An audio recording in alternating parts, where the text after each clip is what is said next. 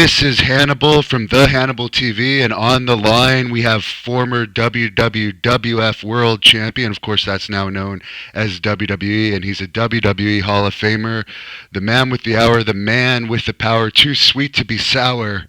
He eats T-bone steaks, lifts barbell plates. He's the women's pet, the men's regret. What you see is what you get, and what you don't see is better yet. Superstar Billy Graham. How are you doing tonight, Superstar? Hey, you did that promo very good, Hannibal. Yeah, I'm worried the fans might forget about me. You do that promo. I got to compete with you now, even though I'm retired on my promo. This is a very good intro. Thanks for having me on. Again, it's a real highlight for me to be on your show. I consider to be probably the most legitimate, non-biased show. And your productions are just phenomenal, and it's really great to be back with you. And we could just start off by saying to all your fans that I believe you've already mentioned it. I know I have on my Facebook that I'll be down in Tampa for my final appearance, autograph appearance, next October, 2/18, and with Barry Ross, and that's a CWF Legends Fan Fest, right? Championship Wrestling from Florida Fan Fest is what it's called, and it's next October. Yes, exactly, and there'll be a set date released here coming up in the next month or two. We'll make sure that you get it, and because I'm really hoping a lot of fans that are in the area will be able to come down, and it's going to be a very special day, and I'm really looking forward to that. So. Well, you have a lot of fans there still, because I was at the last Legends Fan Fest that Kevin Sullivan and J.J. Dillon were at down there just outside of Tampa. And because you've mentioned me on your Facebook before, and I've done several shoot interviews with you that are on the Hannibal TV YouTube channel, a lot of fans that were there were aware that I knew you, and many of them were asking if you do autograph signings. So it's great that we now know that you're going to do your final autograph appearance, and it's probably going to be your first time in Florida in decades, right? At least the 1990s probably. And you're going to be meeting fans and signing autographs and taking pictures, I imagine.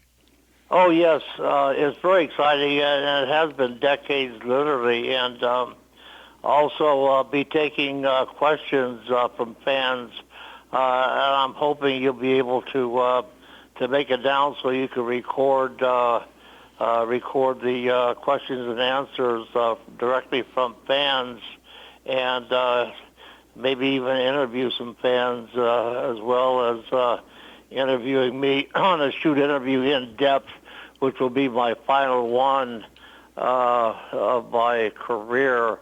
And so that would be that'd be a great thing.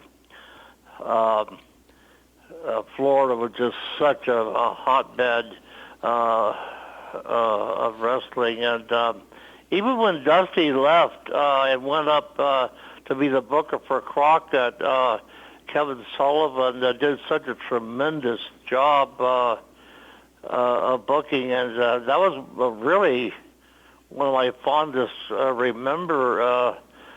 time of remembering working in Florida was when Kevin was booking and working with Kevin and then against Kevin. He's so talented, just remarkable. That gimmick he had with the snakes and.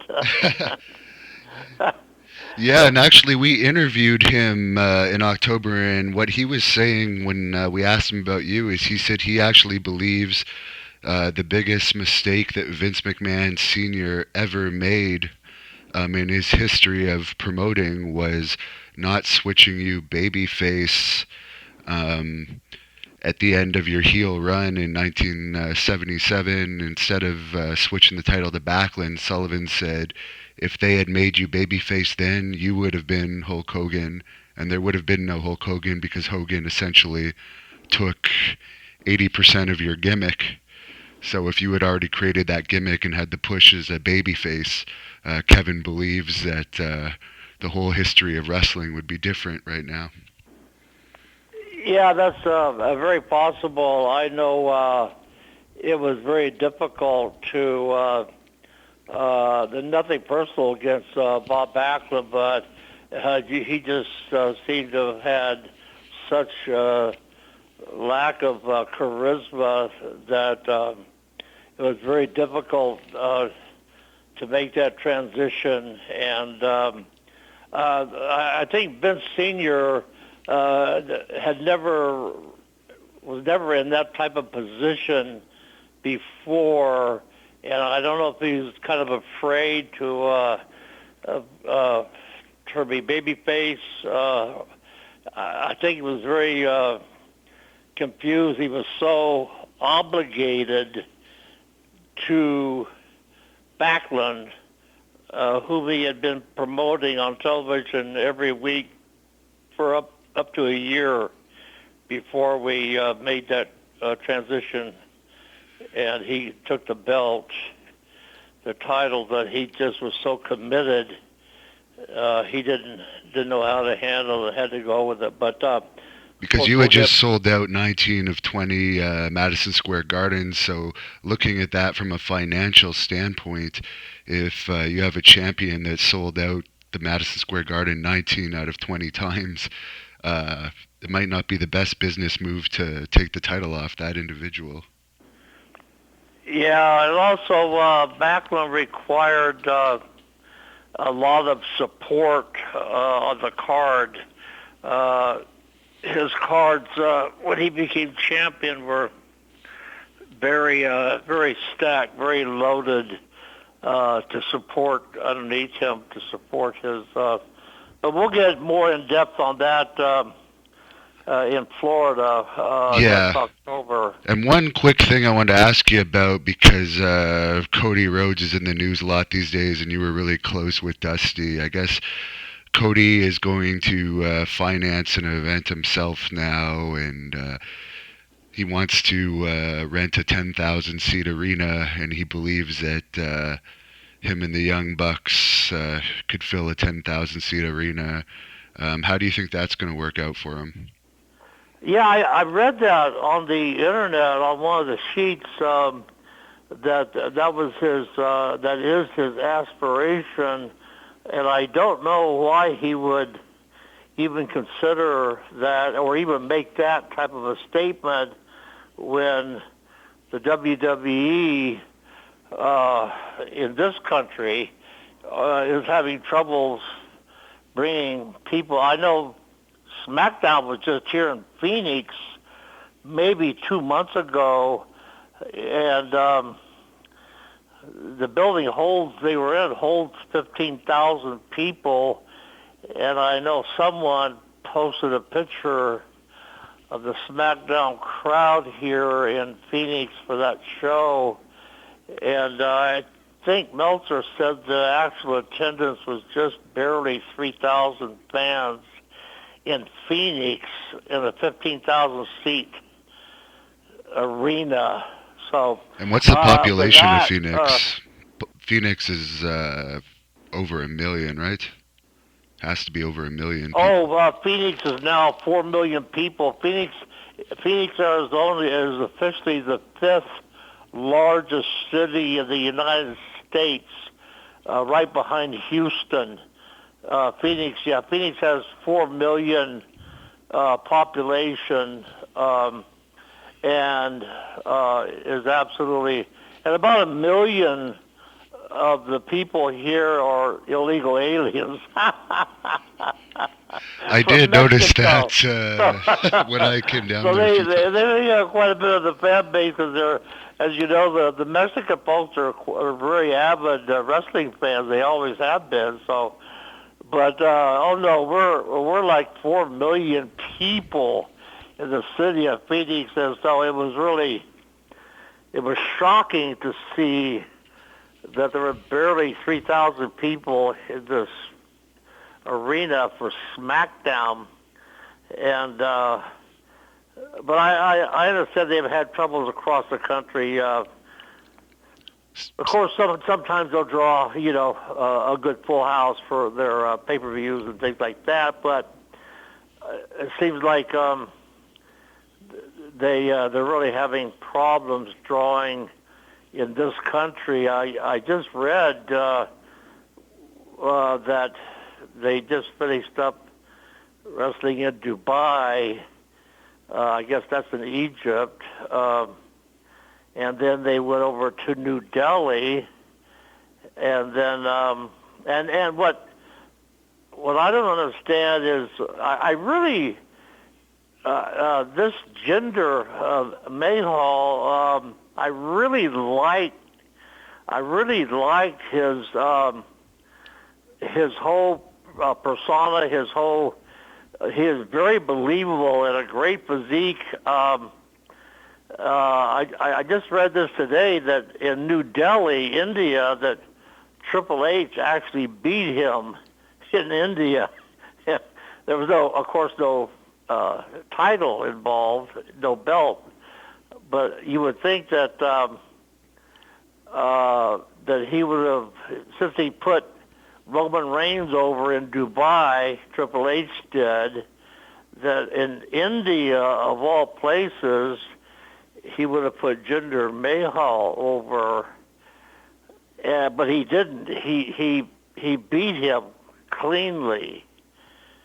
So I don't know if that bodes well for Mahal, and I don't understand, because I really liked his gimmick. I think one thing that hurt him was having the two guys with him. I don't think I thought it added a little bit too much comedy to his very, very hard, believable gimmick that he has. And that look that he has, he's all business looking, and so I think the his two much smaller guys that walked into the ring and went out first and did all that with him actually hurt his image. If I had him, I would have sent him out there alone. Because he is so dominant looking, that I think the two guys with him actually took away from him and degraded his quality, not his in-ring ability or his promo ability, but just his overall presence. He did not need those two guys with him acting as, his spokespersons, or Right. What were they called? I don't have cable, so I don't watch it. I did see a few of Jinder's matches because he wrestled in Great North Wrestling in the past, and I had a lot of matches with him, so I was curious to see how he was doing as champion, but I never actually watched anything too much with his two assistants. But I know who you're talking about, the Singh brothers. I think that was their independent name. I don't know what they go by on TV. But yeah, I understand what you're saying. They try and do a lot of comedy when wrestlers aren't always the greatest comedians, so it doesn't come off well all the time. Me personally, I'd rather watch a comedy movie than watch wrestling for comedy. Yeah, exactly right. And I found that, especially with Jinder, with Mahal, he had such a serious dominating look and approach, and his promos were so believable because he was really everything was just is tremendous about him. But I'm just surprised that. Actually, I think I also read that those two guys that were with him, their contracts are up, but I don't believe they've been reinstated. I don't believe the WWE has given them new contracts. Okay. I don't understand Triple H. They were apparently they were with him today. In India, New Delhi. Yeah, they were managing him today in New Delhi. I was just reading the results. So apparently they are still with him on the tour. But yes, you make a great point there to try to build up their popularity in India. I don't know why. Apparently Mahal thanked Triple H after the match, which I don't know. I don't think people watch wrestling for sportsmanship, but they can do whatever they want to do, I guess. They're the multimillionaires. Yeah, I think I did see a picture online of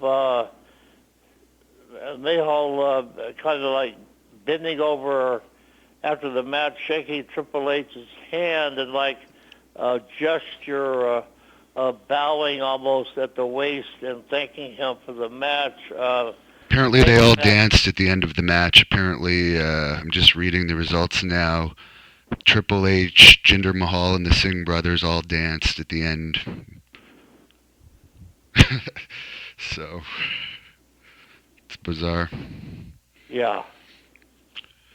And Roman Reigns, you mentioned him a lot on Facebook. What's going on with your opinion of him these days? Yeah, I'm wondering what the fascination Vince has with Roman Reigns. I really do. We know that he's beaten everyone, and the expectation, of course, is Reigns against Lesnar at WrestleMania, and what I've been reading is all the expectations is Roman Reigns will beat Brock Lesnar at WrestleMania, and I guess Lesnar's contract is up a few months after Mania. Yeah, because there's talk been about rumor him going back to MMA, UFC, but I don't know who is in the UFC. Well, he hasn't won his last 3 UFC fights. He had first-round knockouts the 2 fights before he came back. Then he came back, and he may have won, but it was ultimately ruled, it goes down in the history books as a no contest because he failed the drug test. So technically he hasn't won in a very long time. So maybe he would just do it for the payday. I don't know. Yeah. Yeah, that's true. I do recall that now that you mentioned it. And he also was suspended, but that didn't matter because he was going back to the WWE anyway. Yeah, because that's when it came out that the part-time contract performers didn't have to necessarily abide by the same drug testing principles as the full-time performers. But Ryback has said since being released that he was able to take supplemental testosterone therapy during his WWE tenure, but it was under the supervision of a doctor. So I'm guessing there's ways to get around it, because if you've pointed it out numerous times through your various posts that you're an expert on steroids, and you can tell when somebody's on them and when they're not. Yeah, well, it was kind of obvious with Ryback. Boy, he looked so incredibly muscle density, really a huge muscle density. And we all love But The Rock, but whenever he comes back, he looks like a bodybuilder, and we know they're not testing him with the amount of money they're paying him. And yes, I'm not saying they should be testing him, but maybe that's a good example that if all the top stars are able to take something and they're over, like I'm sure Goldberg. Actually, I'm not sure, but who knows? Goldberg had a better physique than 90% of the WWE roster, and he was in his 50s, wasn't he, when he made his recent return? So. yes, exactly. You're exactly right about that. And of course, they for Goldberg's return, he did look in tremendous shape, and I know they waived the drug testing stipulation for Goldberg. There was no need to test Goldberg when they knew he would fail the test, and then they would have to suspend him as soon as he arrived. That was just not going to happen. But so I think Ryback. Back to Ryback for a moment. I never really, even despite his physique, I never really thought he had good promo skills at all. And I think that I know he complained a lot, but to be perfectly honest, I believe his lack of promo skill hurt him as far as staying with the WWE. I don't know all the details, but all I know about him is he never charges $3,500 US for an independent appearance, which is pretty outrageous because that's a lot of tickets to sell to reimburse that, let alone adding the travel on top of that. Yeah, that's really absurd, actually. It's not even it's mind-blowing. Really. Even Cody Rhodes is only 3,000, but you're aware of some of the demands that Cody Rhodes puts forth, aren't you? Yeah, of course, but still, I think despite who your father was, you still have to carry the load yourself when you get right down to it. And I like Cody. I met him here in Phoenix when I went to the SmackDown event about 2 years now. Already it's been. Met the kid and liked him personally, of course, but I never felt that he, of course, everybody always would think of his dad, Dusty, and very hard to overcome. Goldust had no problem with because he had such a strange gimmick that you didn't even realize that there was a family member or a son. Yeah. Being Goldust. But what do you think with this happening to Jinder?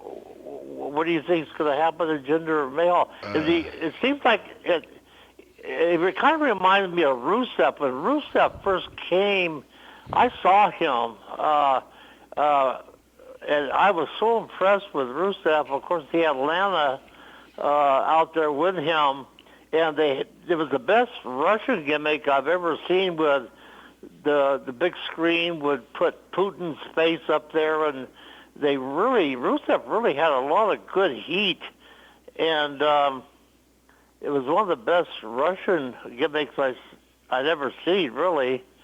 Well, when I want to watch good wrestling, I'll put on one of your old matches on YouTube. So I'd rather watch that than anything that's out there today. So I wasn't really familiar with his gimmick, but I have heard similar complaints to what you have, is that he's had quite a drop from where he started in WWE for whatever reason that might be.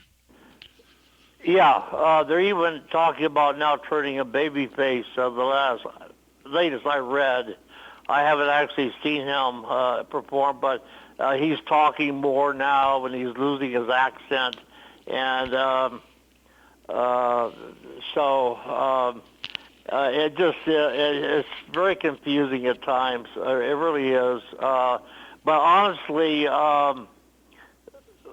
with Roman Reigns being just so flat, he has no personality whatsoever. It seems like, yes, he has in-ring ability, but so many people have good in-ring ability that it really doesn't matter. There's just something about Roman Reigns I can't quite put my finger on. I guess it's just that, like I said, maybe my last post or one before, I don't know. He always looks like he's half drugged almost. His eyes are always like half open, and he just doesn't have a look of excitement or talks excited. I feel when I listen to him, I just don't get any, I don't get excited. I don't get excited about anybody really, but I mean, but it's just difficult. It's just difficult to see Roman Reigns. And what's going to happen when he beats Lesnar? I mean, that's not going to elevate. I don't know, but didn't the last time Lesnar had to lose in a match involving Reigns, didn't like someone from the outside that wasn't even scheduled for the match come in, and Reigns ended up pinning that guy, which was very confusing. Was that a WrestleMania or something? And I understood that like some of Reigns' family even had heat with Lesnar over that because they thought it was a little ridiculous that and someone that wasn't even originally scheduled for the match ended up doing the job. Yeah. That's like you wrestling Bruno Sammartino and somehow Ivan Koloff comes in and takes the loss. Which just never would have happened. Yeah. But and Ivan passed away from hepatitis C recently, I understand. I never asked you about that the last time I talked, but you were very close with him. Is there any thoughts you could share on Ivan? Oh, just, that was very sad. Of course, he, was really obviously a real gentleman outside the ring. Of course, his in-ring Russian, it was very believable. And he was very non-selfish in the ring as well. And it was always a pleasure. It was a pleasure being his tag team partner. And he would have been the one to have turned me babyface in New York under Vince Sr. As a tag partner. Turning against me would have instantly made me a babyface, and we could have really did. That would have been the key. He was the key guy, being my tag team partner, to turn on me and to get me in the mix as a babyface. Then the Wizard could have gone with him and done the talking for him. Because wasn't the Wizard managing you at that time? Yes, he was. Yes. Yeah, he was managing me, and then and during the tag matches with Ivan as well, the Wizard managed us both. But that would have been my ticket to babyface land. Would have been Ivan Koloff turning on me, and we teased it a few times during some matches at the Garden. I'd be holding an opponent. He would duck. Ivan throw the punch and catch me, and then I'd sell it and come back and threaten Ivan. He'd drop to his knees and I'd work the crowd, the fans, if I should really lay into Koloff for hitting me, and people would just jump to their feet in anticipation. So it would have been a great. He would have been the one to have turned me babyface, a solid. There have been no going back after that. Believe me. And a lot of people say that you're a natural heel, but from knowing you personally, I would say you're more of a natural babyface. Actually, yes. Yes, especially with the promos that I did were actually more along the lines of a Dusty Rhodes promo. They were very entertaining. They weren't real heel promos. They were actually entertaining promos, and people enjoyed them and were entertained by the promo. So I was actually a natural babyface at heart. There's no question about that. And you were always nice to the fans, even when you were a heel, which was uncommon in those days. So. Yeah. I didn't have I'm not saying you were nice inside the ring to them, but like if they would ask you for an autograph, you wouldn't be one of those guys that would like tell them to screw off or something like that. Because I've heard stories of you taking fans out to dinner and young wrestlers out for dinner. Like even Hulk Hogan, didn't you look after him a little bit when he was young, getting into the business? Yeah, my personality wasn't really a mean-spirited personality, and unlike mine. Yeah, like you're natural. Oh, but that does remind me of Dynamite Kid, who I was on a Japanese tour, and Dynamite and Davey Boy were over there on the same tour, and I remember Dynamite was very he was a very mean-spirited individual, and sitting in the bus at the hotel loading up, and all the fans would be shouting out for autographs and everything, and Dynamite, I've seen him do this many times, he would slide the window open and actually spit on the fans in their faces, Japanese, and cursed them, and it was like he was really... You know what that reminds me of, though, is like in those days, I think why wrestling was popular is because the wrestlers were more real life characters. Like if a wrestler did that now in WWE, they'd be fired for spitting on a fan.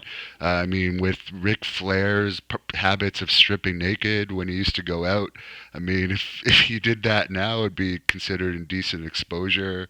There'd be all sorts of things popping up on people's cell phones, and oh God, yes. I remember also when I made my comeback in '87, and Dynamite and Davey Boy Smith. I was on a lot of shows with them, and in the locker rooms, and Dynamite, when he'd take a shot of testosterone, he'd load up a syringe with testosterone in the locker room and just inject it in his right glute. And he had, after he injected himself with testosterone, he'd just throw the syringe like off to the side. He wouldn't even put it in a garbage can. He'd just throw it on the floor up against the wall.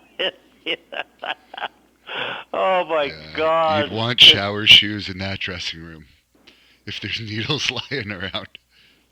My God. And one other thing I wanted to ask you about, because I know you're pretty busy today, is Ronda Rousey. I mean, you brought up Brock Lesnar. He came off of a couple of bad losses, and WWE made the fans forget about it, but he was initially more popular than Rousey. Rousey was never in wrestling before. She's only really known for her UFC, and she had two pretty devastating defeats. Do you think that Rousey's going to make much of a difference for them? It has given them some mainstream attention, but she's coming off Yeah, some that's bad a losses. very Rousey is a very interesting figure. I saw both of her devastating defeats. That famous kick from Holly Holm in Melbourne that knocked her out, and then the like a minute and 30 seconds of Amanda Nunes destroying her with strikes to retire her. I think despite Ronda Rousey being on mainstream media like the Ellen DeGeneres show and all of these mainstream media things she's been on, I don't believe that all of that exposure that the people who watch those shows buy WWE tickets. I don't believe it will translate into her drawing because I don't think she has a zero amount of charisma in her whole entire being. I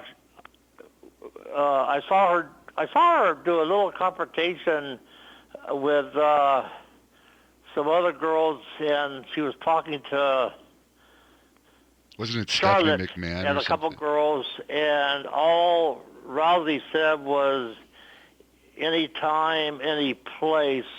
that was the extent of her promo, and it was just so boring. She just comes across as so boring. And I just read that Triple H made an announcement there, because I was wondering why they haven't made a big deal out of her signing contract, even though she's in training. I saw a little clip of her giving some girl a elbow as she came off the ropes, and then another little clip of her giving a girl a hip toss. Very elementary moves, and but I saw that Triple H said they're in negotiations to finalize, work out the fine details of a contract with Rousey, and so I suppose at that time they'll make a huge deal out of it in the ring and have her sign a contract. But I'm really not inspired at all by Rousey, and she'll actually, in my opinion, be worse than.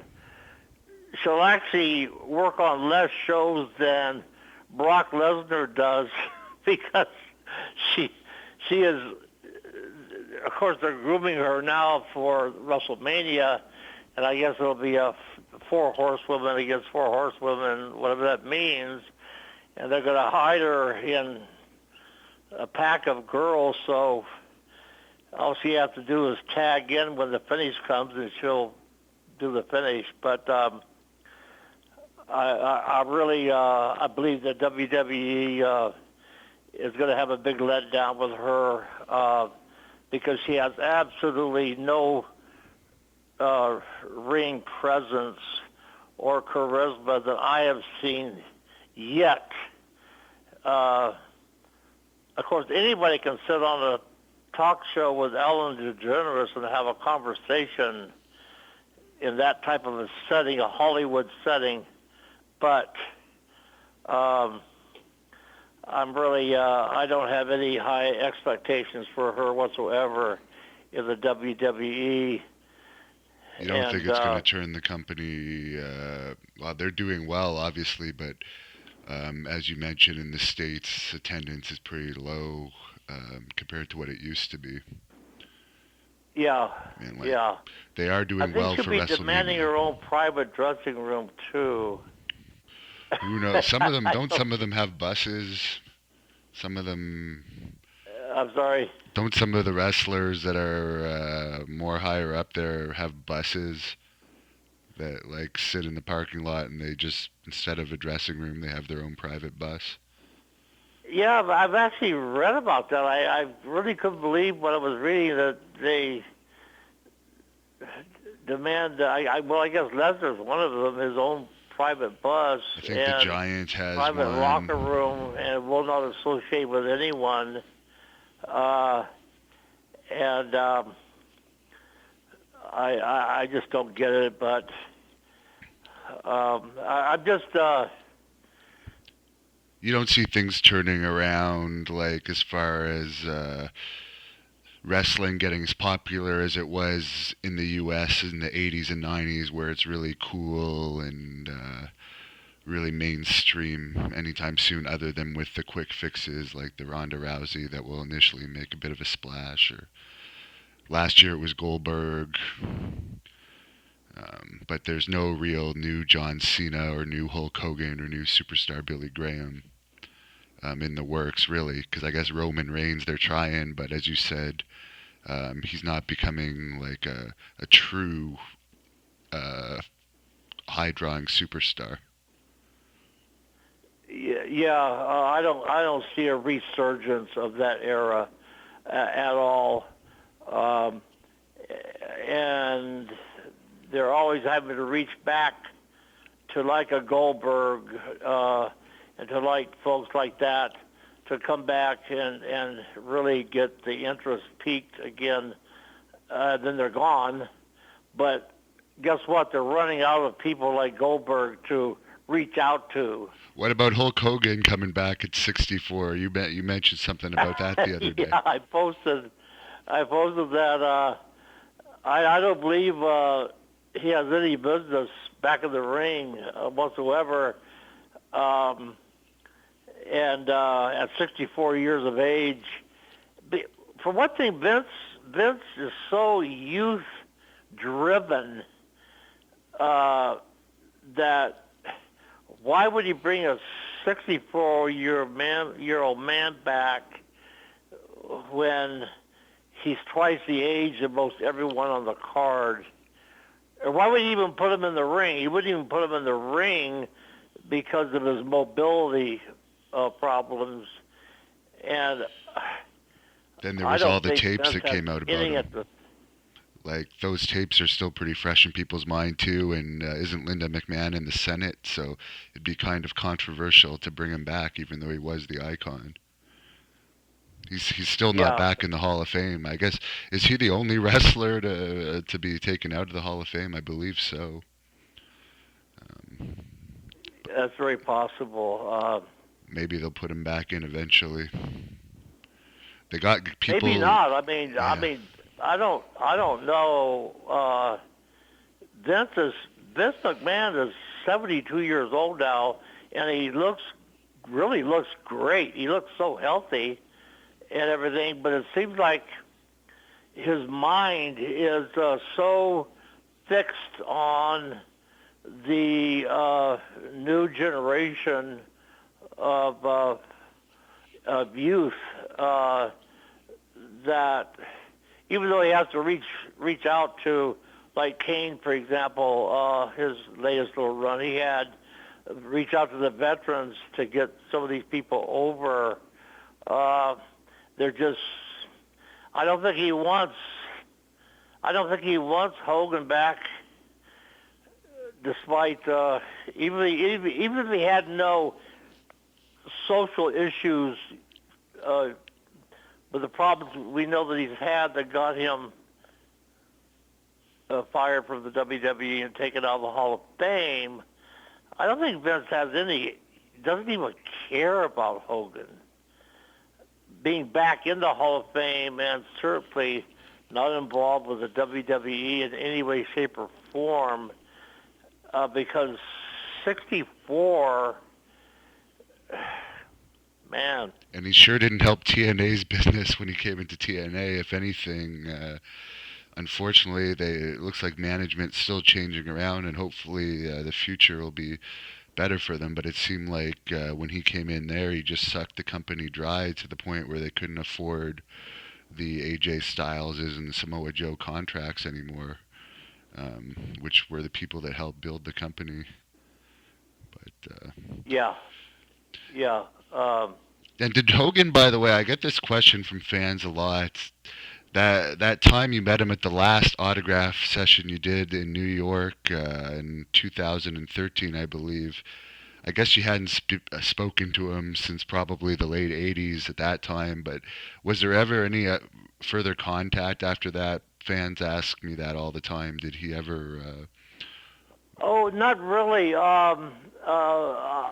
Even though we exchanged email addresses, I really had no inclination of emailing Hogan, and he really hasn't emailed me or phone call or anything. So even though we had a very, we'd already made up prior to that meeting that you're talking about. We'd already buried the hatchet, and so that was just a very congenial meeting, shaking hands and everything at that time. But we never, there's never really been any desire on or any reason to reach out to each other and just even to say hello. I mean, Did you ever consider suing him for gimmick infringement? I think you would have had a great case there. Yeah. And actually, he actually told me at that very meeting where the photo, that famous, my favorite photo of all of you pointing to Hogan and telling him your arms are going to be bigger than his. And which they are now. That legendary photograph, my favorite photograph of all time. Yeah, it's just too bad the security guard got in there before he could take me up on my challenge. Yes, Big E was moving in. Scott Epstein's bodyguard could detect something. That's the only thing to say, Hogan, believe me. But and for those that don't know, Hogan's security was the one that asked us to come over, so a lot of people talk about that clip all the time. We didn't, surprise him or anything. He knew you were coming over. It was at the request of his security, so it wasn't actually a surprise meeting. But yeah. But that was your last, just to show you how important this upcoming 2018 autograph session is. The last one you did was in New York City in 2013. So that was many years ago, and prior to that it had been a while. So any Superstar Billy Graham fan that's listening to this, I would highly suggest you make plans to be in the Tampa area in October 2018, because it's going to be your last chance to meet Superstar. And he gets lots of offers all the time from people that want to have private meetings with him. And you're a busy person. You have a wife. You can't meet everyone that wants to meet you because you get requests all the time. So anyone listen to this, show up at that CWF Legends Fan Fest next October if you want to meet Billy. And if they want to buy some artwork from you, or if they want to request an 8x10, how would they do that? Oh, they could just go to my Facebook and put up a message and ask for a photograph. Or I actually just got yesterday in the mail a book by WWF autobiography. Tangled Ropes, right? I think it was brand called. New one. Fans sent to me, and the DVD cover to sign, and a a couple new T-shirts. So yeah, and any fan listening, just go onto my Facebook and you can make a request. We'll take care of them. And I know some people always expect you to send. It costs money to get autographs printed, and it costs money for postage. So Billy's not going to send that to you for free. I don't know how much you charge. I think you asked for postage back and $20 or something like that. Yeah, something like that. Yeah, very Yeah. reasonable. Yes. Yeah, so if you want an autograph, if you can't make Florida next October, or if you want to get it for someone for Christmas or whatever, you could email Billy's Facebook page. He has Mike there from Florida too, who I would expect would come out to your autograph convention that looks after his Facebook and deals with all those messages. But thanks a lot for taking the time out of your day to speak with us, superstar. It's a great honor as always. And is there anything else you want to touch on before we let you get Oh back? no, I think that this was a nice, very enjoyable interview. It always is with you, Hannibal. I've really become a big fan of yours, and you're such a professional, and I really enjoy. Of course, appreciate our personal friendship very much. Honored to have you as a personal friend, and really always an honor to be on your show, and looking forward to seeing you down in Tampa, and we'll certainly stay in touch. And Oh, speaking of that, for anyone that doesn't know why I'm always so in debt to superstars, because he was the one that introduced me to the medications that were able to cure me of hepatitis C. So I always will be forever in debt to him for that. And you announced last time I talked to you that you're cured of hep C. So maybe before you go, if you could just give us an update. Are you feeling better now that your liver's not being attacked? And I know you recently had a surgery and you have another one coming up. How is everything with that? oh, health-wise, very good. The hepatitis C being arrested and gone has made a tremendous difference in my energy level and all the benefits of not having hepatitis C. And so I'm very fortunate to have been cured of that disease. And I do have some orthopedic issues. I have another hip replacement coming up in January or February. And but other than the orthopedic, the bone problems internally, the vital organs, everything is just, according to the Mayo Clinic laboratories, I'm really in great shape. So very happy about that. And so You might actually be evidence that steroids might not be as bad as people think, as horrible as that is to say, because you've outlived so many of your contemporaries. But a lot of people always group steroids into the cause of death, but a lot of these people were doing hard party drugs as well and drinking on a regular basis. And you were never a drinker, and you were never really into the party drugs. So I guess that's one of the things that have kept you so healthy, despite you've unfortunately had a lot of you had hepatitis C and a lot of problems that are uncontrollable that just happen with age. But you're doing great right now, better than you have in years. yes, I appreciate that, and also you've been Hep C free now for at least 3 years or maybe Yeah, 4. December 2013 is when I was declared cured. So 4 years, Oh four wow. years actually. So December 18th, 2013. So it's almost exactly 4 years since I got that greatest Christmas present I ever had. That declaration that I I was cured, and of course, my arms are bigger than Hulk Hogan's now. Yeah. By far. I Much recently, stronger, I must say, as well. oh yeah, and Great North Wrestling is doing great, and we're expanding. Production values are growing. I just had an Impact wrestling match for Impact Wrestling that's going to air on their Explosion show in January. So everything is going well. The shoot interviews are doing great. And it was been a pleasure having you on. And I wish you a great night and continued good health to you and Valerie.